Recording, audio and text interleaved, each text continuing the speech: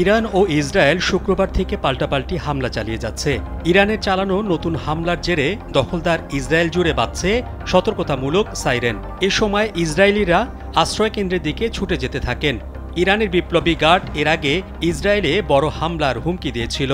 তবে মঙ্গলবার বাংলাদেশ সময় সকাল 6:45টার দিকে যে হামলা চালায় সেটি কত বড় সেটি তাৎক্ষণিকভাবে নিশ্চিত হওয়া যায়নি। ইসরায়েলি সংবাদ মাধ্যম টাইমস অফ ইসরায়েল জানিয়েছে, তেল আবিব, মধ্য ইসরায়েল, সঙ্গে আশোদ এবং আশকেলনেও সতর্কতামূলক সাইরেন বেজে ওঠে।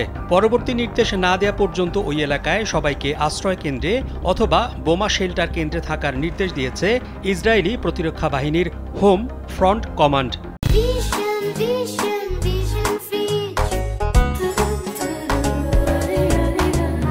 তারা বলেছে, ইরানের ছোড়া মিসাইলগুলো তারা প্রতিহত করার চেষ্টা করবে। ইরান থেকে ইসরায়েলের দিকে ক্ষেপণাস্ত্র ছোড়া হয়েছে। ইসরায়েলি সেনাবাহিনী রাতে এমনটি জানিয়েছে।